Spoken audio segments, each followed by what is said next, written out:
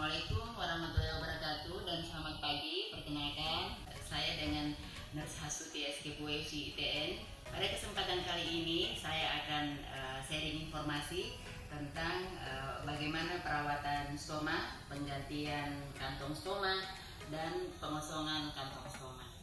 Oke, sebelum kita mulai untuk melakukan perawatan stoma, penggantian kantong kolostoma dan pengosongan kantong stoma, maka ada beberapa alat dan bahan yang perlu kita siapkan. Di antaranya adalah perlak, sarung tangan, cairan pembersih tangan, sabun untuk membersihkan daerah sekitar stoma, tisu kering, tisu basah, gunting, spidol, alat pengukur stoma, dan kantong stoma sesuai kebutuhan. Sebelum kita mulai melakukan perawatan stoma, kita mulai memasang perlak dulu. Setelah perlak terpasang, kemudian kita mengambil sarung tangan. Setelah sarung tangan terpasang, kita mulai mengambil tisu dan sabun. Kita melihat kantong yang terpasang, apakah sudah ada feses atau keluaran dari stoma tersebut.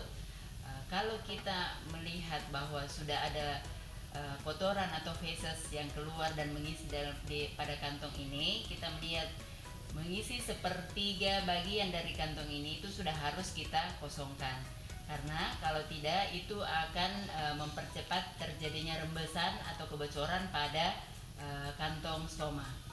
Untuk membuka atau mengganti kantong kolostomi, kita membuka dari arah bagian atas terlebih dahulu.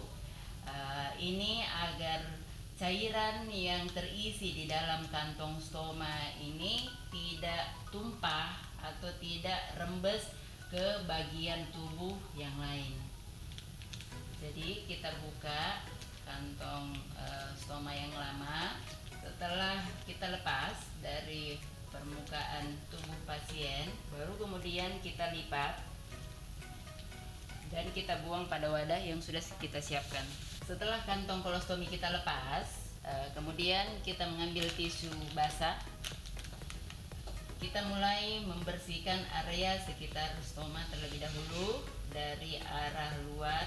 Kita memastikan area di sekitar stoma dan kulit sekitar stoma itu aman dari iritasi dan masalah-masalah kulit lainnya yang nantinya akan mengganggu perekatan kantong stoma yang baru. Setelah kita bersihkan, kemudian kita mengambil tisu kering yang sudah kita siapkan tadi. Ketika ada sisa-sisa kotoran atau ada sisa-sisa feses yang menempel pada pangkal stoma, itu sebaiknya kita bersihkan menggunakan sabun yang pH-nya normal sehingga tidak mengiritasi bagian stoma. Kita menggunakan sabun, bersihkan pangkal stomanya.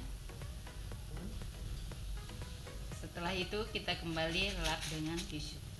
Pada perawatan stoma ini kita harus memastikan permukaan dan kulit sekitar stoma itu aman, bersih, dan kering sebelum kita memasang kantong yang baru. Penggantian kantong stoma biasanya kita lakukan ketika kita melihat sepertiga bagian dari kantong stoma itu sudah terisi kotoran atau feses, atau ketika kita merasa bahwa itu harus kita ganti atau kita mau beraktivitas untuk kelihatan lebih bersih lagi.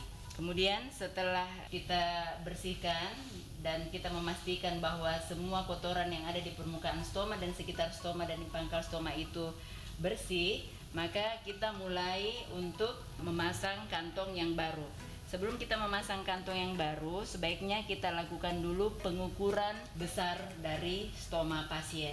Di sini disiapkan ada alat untuk mengukur stoma, makanya kita lihat seberapa besar ukuran yang kita gunakan. Ini membantu kita untuk lebih mudah memastikan bahwa seberapa besar area dari kantong stoma itu yang akan kita gunting. Cara pengukurannya itu adalah dengan memasukkan ring ini ke dalam stoma. Ini patokan kita pada saat kita melakukan pengukuran adalah pangkal stoma. Setelah kita melihat bahwa dengan pola seperti ini, ukuran 25 mm, seperti ini, jangan sampai dia mencekik area stoma, karena itu akan mengakibatkan stoma ini bermasalah nantinya kalau tercekik dengan base plate stomanya. Setelah kita lakukan pengukuran dan kita sudah tahu ukuran yang harus kita gunakan berapa, baru kemudian kita mencocokkan antara ukuran size yang tadi dengan size yang ada pada base plate stoma. Setelah kita lakukan pengukuran stoma pada area stoma pasien, kemudian kita mencocokkan ukuran lingkaran yang ada pada alat ukur tadi dengan kantong stoma yang ingin kita gunakan. Gunting sesuai dengan besar lingkaran atau diameter daripada stoma pasien tersebut. Setelah kita lakukan pengukuran dan mencocokkan, kemudian kita membuat garis atau pola sebelum kita menggunting base plate-nya.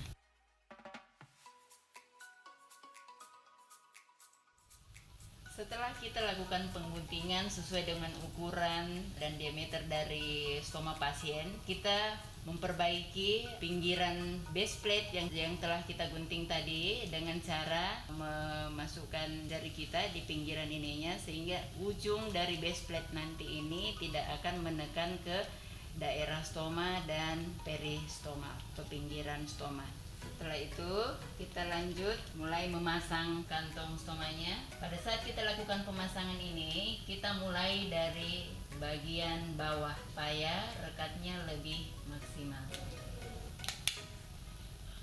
Kita merekatkan pada bagian bawah dulu, baru kemudian setelah kita memastikan semua base plate sudah menyatu dengan kulit dan merekat dengan baik, maka kita mulai melipat ujung untuk menghindari kebocoran.